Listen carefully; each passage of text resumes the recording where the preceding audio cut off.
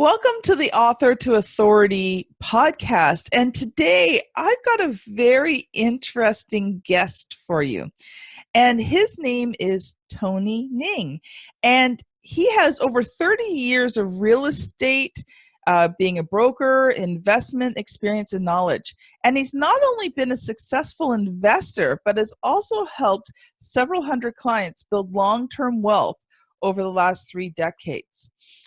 And he has founded Real Estate Mastery Group, where investors from all over the world can now benefit from his wealth of knowledge and experience.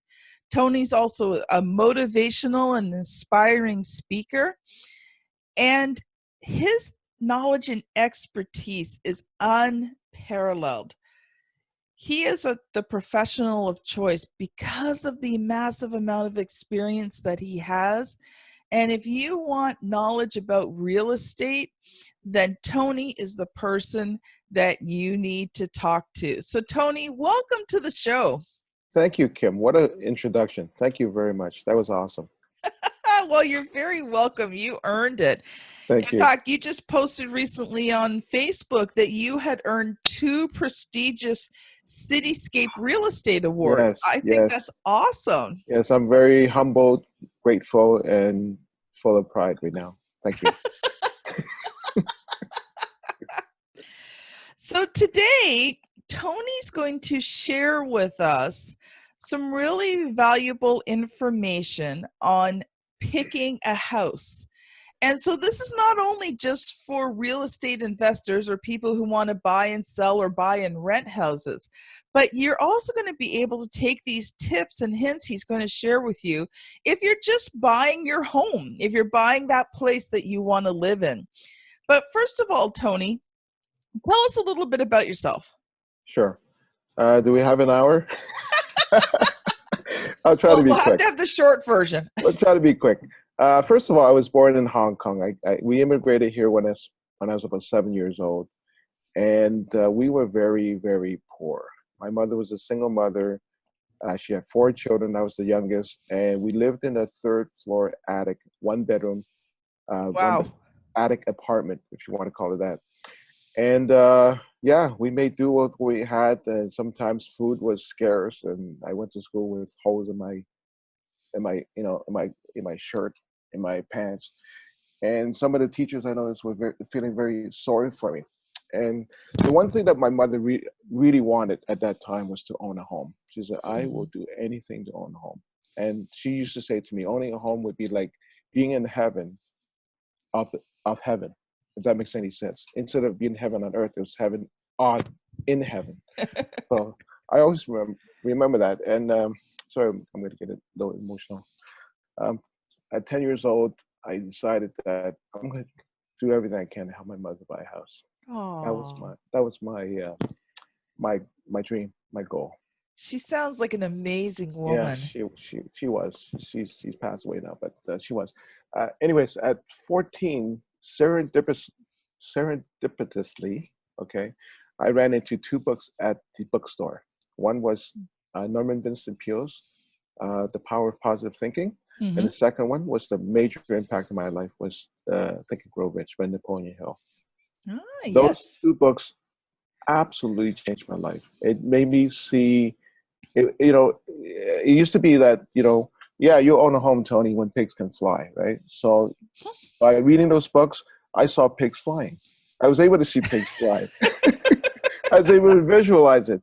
Making a long story short, I worked really hard from 15 to 18. I worked at Captain John's restaurant where we had a lot of tips. It was an upscale restaurant. Captain John's boat restaurant down at the harbor front. Oh, yeah. Yeah.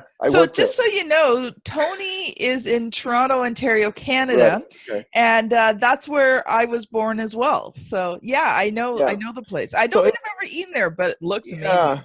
Well, they had expensive food, and and clients that went there were people that were affluent. They tipped very nicely. So I made a lot of tips.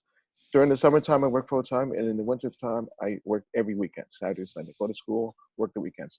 So by the time I was 18 years old, I saved up enough money to buy a house. Oh, wow. With my mom and for my mom. So. Oh. that was the beginning of my real estate journey. From that point on, I said, you know what, real estate is the way to accomplish my goals, my dreams, and create wealth for my life and my family.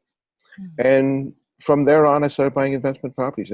I took a lot of courses, you know, these late night courses. They said, come and buy homes with no down payment, come and buy homes 30% below the market value. I took all those courses. I paid for them. And you know what? They were semi-helpful, but more helpful was when I got my real estate license and I started working with real estate investors. Mhm. They became my mentors because they knew a lot more about investing properties than I did, right? So Yes. I learned from them. They said, Tony, can you help me find a house? Sure, I'll help you find a house. What are you looking for? I'm looking for this type of cash flow or this type of location. You know what? After 30 years, these mentors taught me everything I need to know. Now I can be the person to mentor other people. And I really want to give back because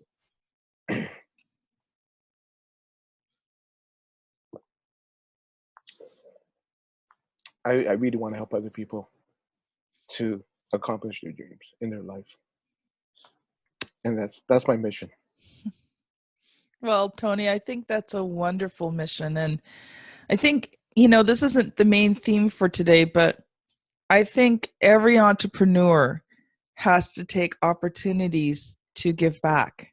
Right. And I'm actually excited this year because it looks like I may have a few opportunities to be able to go into some of the schools and teach about writing and becoming an author. And I'm Yes. really looking forward to it. I mean, first of all, I love kids. I even love teenagers. Sometimes they're interesting to work with. But you know what? It warms my heart when I can do something and I can see that someone benefits. And I don't do it for my benefit. I do it to give back because I've just been so incredibly blessed. Right. When you're an entrepreneur and you've been given, so much, you have to give back. Absolutely. I think Absolutely. it keeps you humble. It keeps you in reality, and it keeps you reminding yourself that you weren't far from where they Sure. are right Sure. now. Sure. And that brings me to the point, Kim, that you're helping me write a book. And the reason why I want to write a book is because I want to reach more people.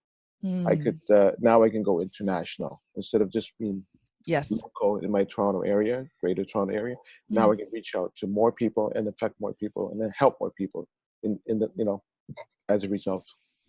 I remember when I released my first book on Amazon and I got the statistics back, and I realized that my book was like people had read it on every continent in the world. Wow. It was such Yes. an incredible feeling Right. to know that people I've never met Yeah.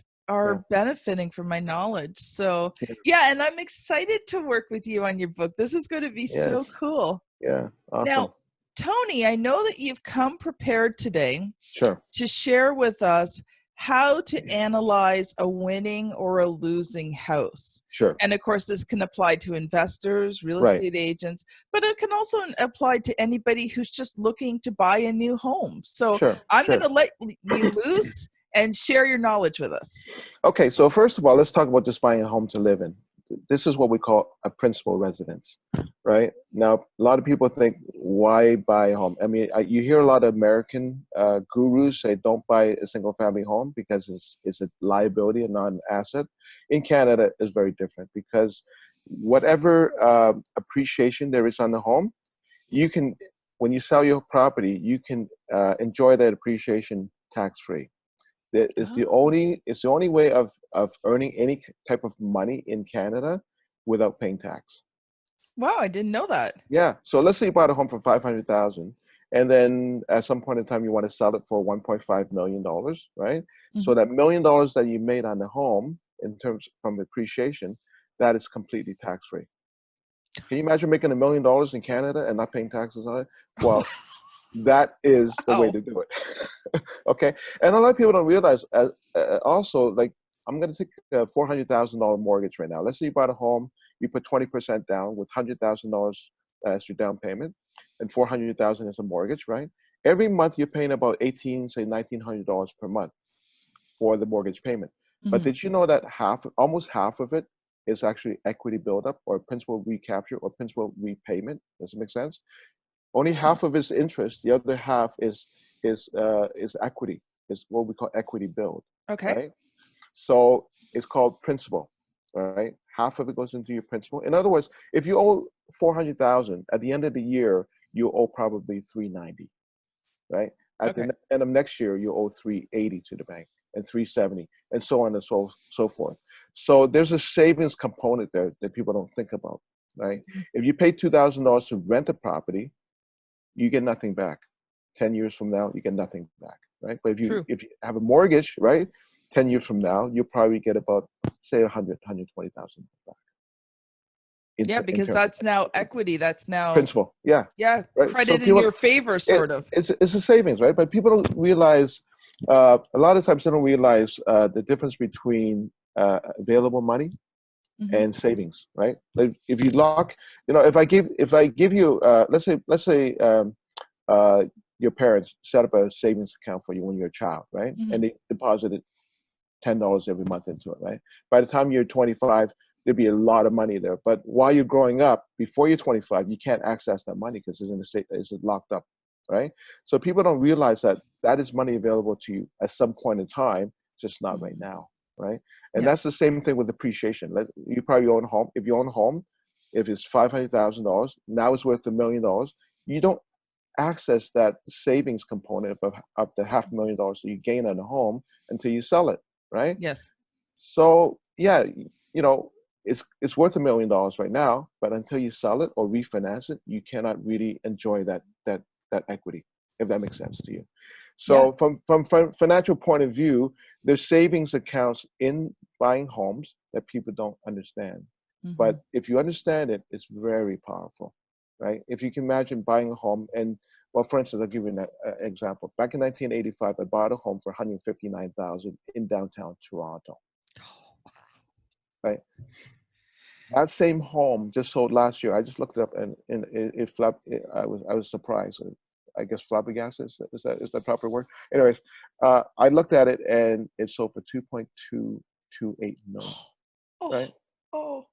So had I kept that home, I mean, at that time I needed money, so I sold it quickly and made a nice profit. But had I kept that home and lived in it, right, I could actually walk away with $2 million, let's say, and not pay any taxes on it, right? And Wow. take my money, Wow. go to Costa Rica, and live the rest of my life in comfort, right? That's what a lot of people do nowadays, right? But a lot of people in the Toronto area that had that massive increase in pricing, a lot of them were selling and moving out of the area and buying a house like in Midland, Niagara Falls, another great destination, London, Ontario, Windsor, where the prices are lower. So now they can take that $2 million cash, buy something for maybe 500,000 outside of the Greater Toronto area, and enjoy the $1.5 million as retirement income. Hmm. So that's what buying your own property. Now, buying investment property, there's two strategies, okay, and you have to know which strategy that you subscribe to. One strategy is short term, and the other strategy is long term. Okay, let's talk about the short term for now because I've done a lot of those. Short term is basically buying and selling to make a profit. Hmm. All right, it's really a business. Okay, I consider it to be like dating as far as getting married. Okay, it's dating, right? You're gonna go from one property to another. One girlfriend to another. It's dating. Okay, so And you're not too unless emotionally attached. no, correct. But when you buy a property on a short-term basis, you're looking for appreciation. You're looking Hmm. for the house to be worth more than what you pay for it, so you make a profit, right? Hmm. It's a form of business. I say that it's a form of business because you have to go into it with a sense of business because you're going to Yeah. have expenses, you're going to have income and expenses. You have to figure out how to make it so that you can make a nice profit at the end of the day. So when you're buying a home to sell, okay, a lot of mistakes that people do is they pick the wrong location. Yes. When I say location, I'm not saying Toronto versus Midland. No, I'm talking about demographically location. In Mm. other words, if you're buying a home to sell, you want to sell to an end user. You want to sell Yes. to someone that wants to buy to live in, okay? And Hmm. you want to cater to that. right? So you're going to make sure the kitchen's nice because women are the ones that are making the decisions on the homes, right? My wife makes all the decisions on my homes. So kitchen's important, bathrooms are important, flooring's important. So you want to make sure that shines and it's outstanding, right? When you Mm. have that in place, okay, and you're in a very good neighborhood, you're going to get people, or in Toronto anyways, you're going to have people bidding for that house Mm. and bidding up the price, right? The people that bid up the prices are end users, people that want to buy to live in. They're not the Yes. investors. Investors are looking for a deal. Okay, if you don't have the right price for them, no matter how nice it is, they're not interested. Yeah. They want a deal. Okay, so if you're buying for short term to flip it for profit, you better find a location where number one, it's very easy to sell, Mm. right? Because people want to live there, right? You Yep. want to be in locations where there's good schooling, good transportation, nice neighborhood where people all mow their lawns, and you want demographically a location where people really want to live and willing to outbid another person to get it. Okay, Yes. so that's number one. So if you get that wrong, because a lot of investors go out there thinking, I'm going to buy the cheapest house available in Toronto, right? Mm. Well, the cheapest house might be in the cheapest neighborhood, worst neighborhood. You might be in a neighborhood where there's high crime, or, or there's a lot of people that don't want to live there. A lot Yes. of investors that buy there to rent out as opposed to people living there. If Mhm. you subscribe to that strategy, you're gonna be in trouble. You're gonna make mistakes, right? So first of all, you have to know what you're doing. So on a short-term basis, buy into areas where you're gonna sell to an end user. Mhm. Okay, that's number one. If you're looking at long-term people are looking for cash flow, right? They're Okay. looking for sustainability. I'll give you an So example. let's stop for a sec because Sure, there's probably going to be some people on here who don't understand what cash flow means. sure, So just take a absolutely. second to explain what that Sure, is. sure. So if you're buying long-term, obviously you cannot buy a long-term home and keep it vacant forever, right? You're going to lose so much money. You have mortgage payments, you have property taxes, utilities, insurance, and all that nice stuff that goes along with buying a home that's empty. All right. So what you want is you want to have an income, right? Mhm. And Yes. with real estate, income is derived from tenants. People don't want to rent your nice, beautiful home. They have no intention of buying, but they want a nice place to rent. So tenants, in my opinion, are your customers, and that's where a lot of investors make the mistake. They treat tenants terribly. They treat Mm. tenants like, this is my home and I'm giving you the privilege to live in it, right? Which is totally against um, what really good business is about. Okay, Yes. a good business is someone that serves their customers, serve them well, so they want to come back over and over again, right? Mhm. So I believe highly that your tenants are your prized customers. Treat Okay. them well, right? Make sure they're not being abused or taken advantage of, Mhm. and they will be loyal to you. They will pay your rent on time. They'll keep the place clean. They're not going to have wild parties. And and if you're friendly towards them, uh, definitely they will become a good tenant and pay the rent on time. So when you have rental income versus your expenses, when your rental income exceeds your expenses, that's when you make a profit. We call it cash flow, Oh, okay. right? Cool. It's kind of like McDonald's, right? You have to sell so many hamburgers in order to pay your rent and pay Mhm. your employees and everything. Well, when your hamburger sales exceed your expenses, that's when you make a profit, right? Okay. Yep. It's the same with rental real estate. When your rental income exceeds your expenses, then you make an income. We call it cash flow. We call it Okay. cash flow. And if it doesn't exceed your expenses, you have a negative cash flow. If it That's meets, not a good thing. that's not a good thing, right? Because who's paying for the negative cash flow? You are. You are. And where's that money coming from, right? Your Your food job. budget? Exactly. So that's not a good thing. So I've seen a lot of people fail because of that. If let's take an example. Let's say you bought a home, from and it had a negative cash flow. Mhm. Downtown Toronto is a great example of negative cash flow because the price is so high that your rental income is going to be very difficult to exceed your expenses. Very Yes. difficult, right? So I don't recommend buying rental incomes in downtown Toronto for a novice, for a beginner. Okay, don't do it. Okay, you can buy them to sell in a short-term flip. Great place because appreciation is through the roof. Okay, but for rental income, Toronto is not the ideal location for that because you're not going to get positive cash flow. You're going to get negative cash flow. Let's talk about negative cash flow for a second and why it's so detrimental. Let's say you bought one property in Toronto and it's got a negative $500 cash flow per month. So every month you're taking income from your job, from your other source of income, food money, right? $500 goes to property number one. Now you buy property number two, three, four, five, etc. Okay. Now you're $2,500 negative every month. Okay. That doesn't sound like much, but that's $30,000 a year. Yeah. Right? Can you afford to feed the properties plus your kids? Right? $30,000. Right? Yeah. It's insane. Right? I see people fail because of that. But turn it around. Let's say you have a positive cash flow of $500. Right? Every month. 5 properties. Now you're $30,000 plus. Okay. Yes. Right? Can that help your lifestyle? You may be able to buy better food, nicer food, more food. Right? An additional $30,000 to your already existing income, right? When do you want to stop? I don't want to stop. I want to bring it up to 100,000 positive income per year, right? You just keep going. This is growth. This is how you grow. Okay. The other way, it's going to shrink and it's gonna hurt you. Even if you can afford it, at some point in time, you're gonna have to stop, right?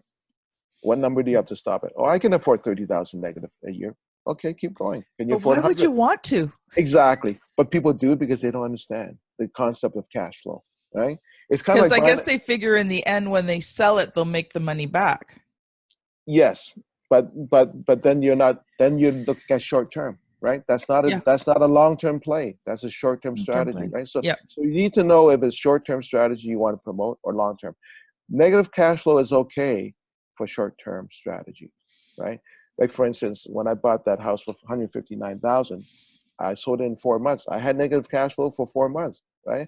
But when I sold it for $284,000 after 4 months, after doing some renovations, I made about $105,000 profit on it, which was fantastic, right? Yeah.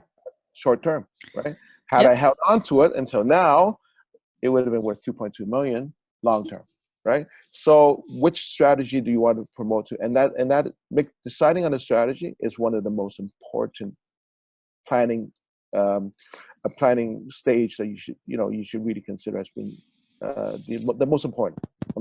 So if someone's looking to get into investing, is it one of those things like which would be better to start, and do you then incorporate the other? Well, absolutely. A lot of people don't have a lot of money to hold onto properties. Okay, and let's say if it's 20% down on the 500,000 property, you're looking at about $100,000 per property. Not everybody has that kind of money to invest over and over and over again. So what I subscribe is to do some short term, make some money, and invest instead of using that money for personal use that money to buy other properties, right? So do some short term, do some long term, short term, long term, and build it up. That's the best way to do it. So let's take an example of maybe somebody who's not an investor, but like someone like me, not that I think I'm going to get into this at this point because I don't think my husband is ready, but like we're at the point where our mortgage is paid off this year. Oh, fantastic. And so let's say somebody in my type of situation. What I don't think most people realize is that you can use that equity that you now have in your primary home to be able to invest in another home and be able to purchase another home that you then use for either to flip or for that rental incoming to get that positive cash flow. I need you to be a guest speaker at one of my seminars. Okay, that was fantastic. And it's true. When you have a house paid off, everybody thinks that's the greatest thing on the planet. Okay, don't get me wrong, it is good, but not being in debt is a good thing. Let me ask you a question though. Okay, even though your house is paid off, do you still have to work? Oh yeah. Yeah. Why? Because you have to pay for food. You have to pay Mm-hmm. for gas. You have to pay for your car. You have to pay for your lifestyle, right? Mm-hmm. Now, if you took that money out and invested and got yourself 5,000, 6,000 a month, positive cash flow, right? Mm-hmm. For a lot of people, that's enough to offset their survival expenses like food Yes. and car.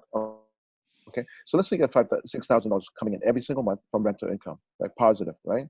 Mm-hmm. Now I ask the same person, do you have to work? The A lot of answer is them no. say, no, I don't have to work, right? Because I'm using the money in my home, the equity in my home, to generate income, so that I don't have, so I have financial freedom, right? And at one time I used to think the same way, just pay off the house. But you have money sitting there that could work for you, that Mm-hmm. now it's being dormant. It's not doing anything for you, and you still have to pay property taxes. You still have to pay for insurance. You still have to pay for your food and everything else. So what's the moral of the story? Having positive cash flow is a greater benefit than having a house paid off, right? And I understand that not everybody wants to get into investing because it's a scary thing. But what I recommend to them is to do a joint venture. Team up with somebody. You have the money, and somebody's got the knowledge and ability, right? Mm-hmm. Let's go 50-50 on a property, right? And Yeah. I'll make sure it's working properly. I'll make sure it's going to create the cash flow that you need, right?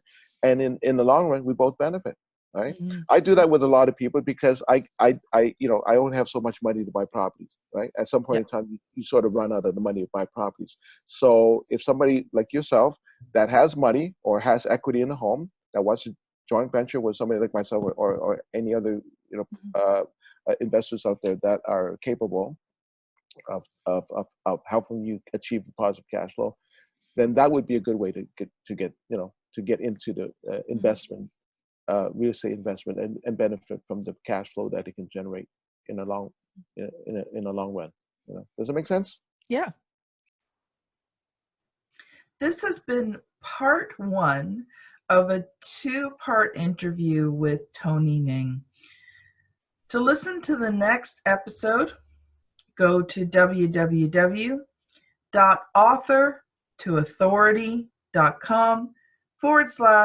www.authortoauthority.com/podcast, and you will find it on the very next episode. Thanks for being a part of Author to Authority. Have a great day.